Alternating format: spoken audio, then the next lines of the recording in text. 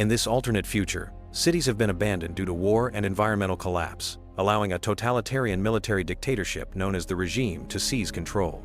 Every person under the age of 18 is taken from their families and sent to a military academy for brutal training and indoctrination. In the forest, Wacy runs through the trees and spots a bird perched on a branch. She lifts her slingshot and prepares to fire, but instead lowers it and stretches out her hand while whispering a word in her indigenous language. The bird eventually flies away. Her mother, Niska, asks why she did not shoot, and Wacy explains that she was listening to it. They continue walking through the woods, and Wacy becomes distracted by her surroundings. She steps into a hidden bear trap, and it snaps shut on her leg. Niska rushes to free her, removes the trap, and quickly bandages the wound before helping her limp back home. Their home is an abandoned vehicle that they have converted into a shelter. That night, Niska grows concerned because Wacy's wound continues to bleed. She then hears a noise outside and looks through the window to see a drone approaching. She instructs Wacy to stay quiet and steps outside with her gun. Moving carefully, she waits for an opening and then shoots the drone down. After it crashes, she fires several more shots to ensure it is disabled. Knowing more drones will follow, Niska gathers their belongings and sets their home on fire before leaving with Wacy.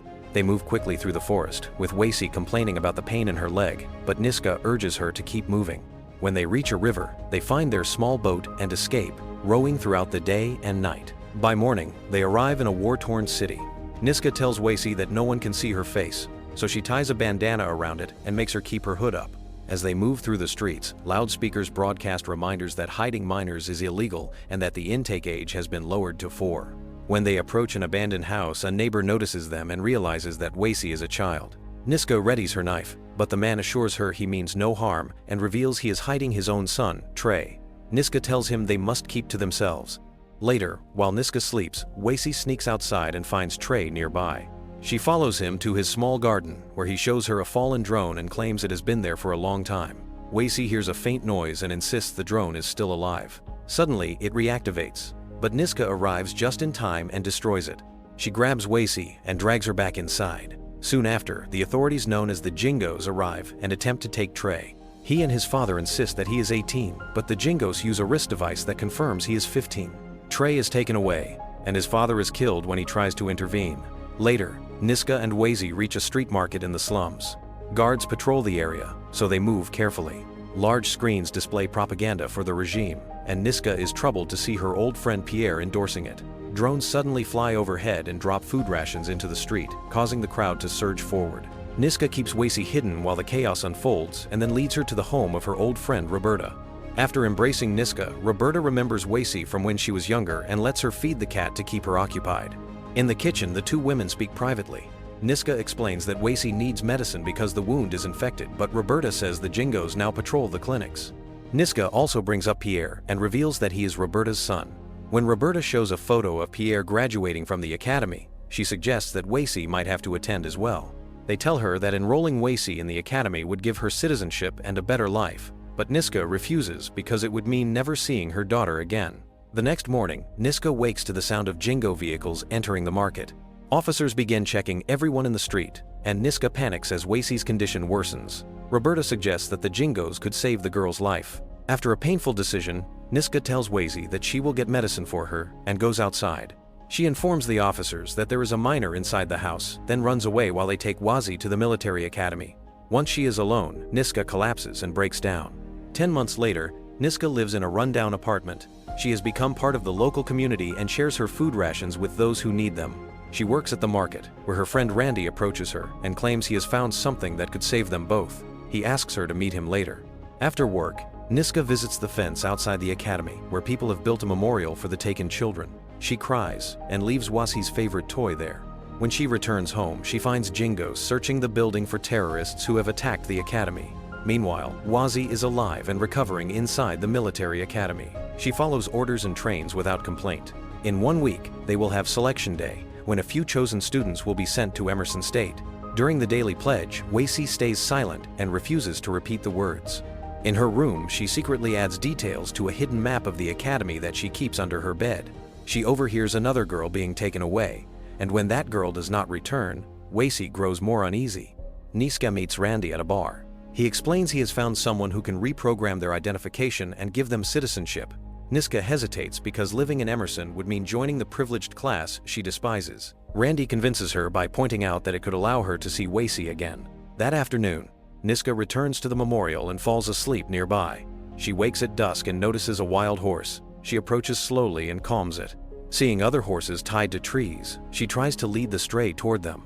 She then hears a voice and follows it, discovering a man named Charlie speaking into a microphone while sending instructions from a laptop. Two adults emerge from the academy with several children, and Niska assumes they are abductors. She attacks but is quickly overpowered and has a bag placed over her head. Hours later, the bag is removed and she finds herself in a dark room. Her captors explain she is in a camp belonging to an indigenous Cree group. Niska reveals she is Cree as well by speaking some of the language. The group tells her they have been carrying out night raids to rescue children taken by the academy. Their leader, Ida, orders Charlie to verify Niska's story, believing she might be useful. Niska is taken outside to a bonfire where Charlie recounts their efforts. She is introduced to an elder who speaks of a prophecy that a guardian from the north would come to save them. The elder believes Niska is that guardian. The group celebrates the rescued children with music, and Niska is given food and a place to rest. Later that night, once everyone is asleep, she quietly slips away to explore the camp. She finds a tent filled with rescued children, and the sight overwhelms her with emotion. Ida approaches and Niska explains Wacy's situation. Ida is impressed that Niska managed to keep her daughter hidden for so long and formally welcomes her into the community. The next morning, Niska insists on returning home, but the group warns that Wacy is in danger. The academy presents itself as an educational institution, yet it is actually conditioning children to become loyal instruments of the regime.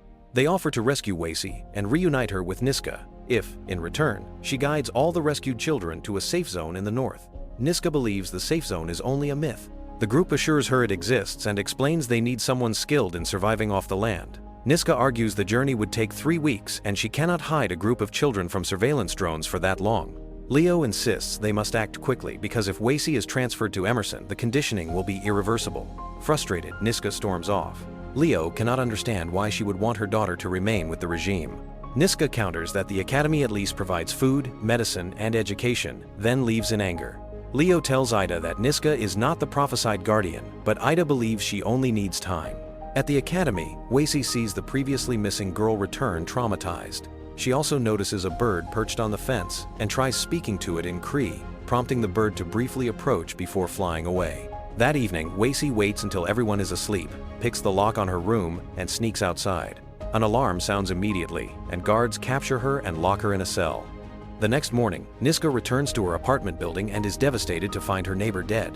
As she looks around, she realizes many others have died as well. Randy arrives and covers her face, explaining a virus is spreading through the area and borders will close that night. They must collect their forged identification and leave immediately. At the market, loudspeakers announce a mandatory evacuation. They find Roberta, whose home has been raided. She suspects the regime contaminated the food rations. Randy says they can take her to a shelter, but she cannot cross the border with them. As they move through the city, guards stop them, handcuff them, and check them for infection before forcing them onto a bus.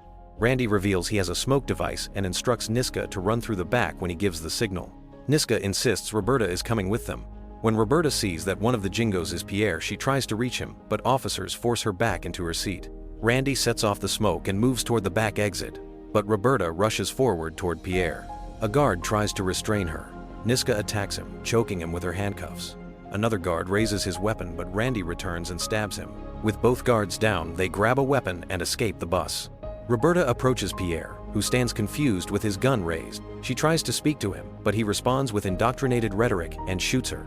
Randy attempts to help, but is shot in the hand. Suddenly, several Jingos drop dead as Leo and Simone arrive with reinforcements to rescue Niska. They offer a brief farewell for Roberta. Realizing Leo was right about the indoctrination, Niska agrees to help them. She bandages Randy and apologizes for leaving him before departing with the group. During the drive, Niska notices they pass checkpoints without issue. Leo explains he has a clearance password because his father is an energy diplomat. He also reveals he knew about the virus and claims it was engineered by Emerson to justify escalation. The regime plans to use the children as soldiers in an upcoming war. Simone recounts the elder's vision after days of prayer, describing swarms of enormous insects approaching and a stranger from the north who would lead them to safety. Wacy is removed from the cell and returned to her room, where an instructor mocks her heritage and calls her Elizabeth instead of her real name. When Wacy denies everything, the instructor shows her a 10-month-old video of Niska handing her over to the Jingos, shattering her trust. Later, during weapons training, Wacy assembles a rifle faster than anyone and breaks the academy record. Another recruit accuses her of cheating and insults her, triggering a violent fight. Wazy beats the girl until the instructor finally intervenes, clearly satisfied by the display. When asked if she is ready to fight for the regime, Wacy answers yes. The instructor announces that she will be transferred to Emerson the next day. For the first time, Wacy recites the pledge with the rest of the recruits. At the Kree camp, Niska storms into a council meeting demanding they begin the rescue immediately. Ida explains they cannot delay because the regime has built a new mining road overnight and troops are approaching the camp. They must evacuate that night. Niska refuses to help unless they rescue Wacy first. After debate, the elders agree to launch the rescue before retreating. That night, Charlie guides Niska and Leo through sewer tunnels using an earpiece. They infiltrate the academy, hack the security system, and locate the dormitory. Niska finds Wacy, who angrily accuses her of abandoning her. Niska apologizes and they reconcile. When a guard discovers the breach and triggers the alarm, soldiers begin sweeping the corridors. Leo kills 2 guards while Charlie reports that troops have also located the Kree camp. With time running out, Niska considers fleeing with Wacy alone, but Leo urges her to save the other children. After a brief prayer, Leo prepares to distract the soldiers, yet Niska returns to shoot down an approaching drone first.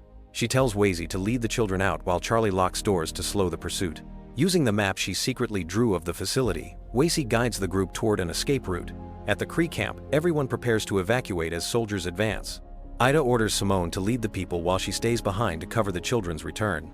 Gas grenades are thrown into the camp, but the defenders hurl them back. Niska's group arrives in a truck, and the soldiers oddly allow them through. Leo realizes too late that it is a trap. Wacy suddenly clutches her head, hearing a strange signal no one else detects. Drones swarm overhead, just like in the Elder's prophecy. As panic spreads, Wacy runs forward and repeats the words she once whispered to the birds. To everyone's shock, the drones respond to her command and turn their weapons on the soldiers, forcing them to retreat. Charlie realizes she is the guardian from the prophecy. As the Kree celebrate, a hidden soldier rises from the grass and aims at Wacy. Niska throws herself in front of her daughter, taking the bullet. The remaining warrior kills the attacker, but Niska is mortally wounded. The group gathers around her as she lies beneath a blanket. Wacy holds her mother and stays with her through her final moments while the drones hover in a protective circle above them. Make sure to subscribe and turn on notifications so you can watch more videos like this. Thanks for watching.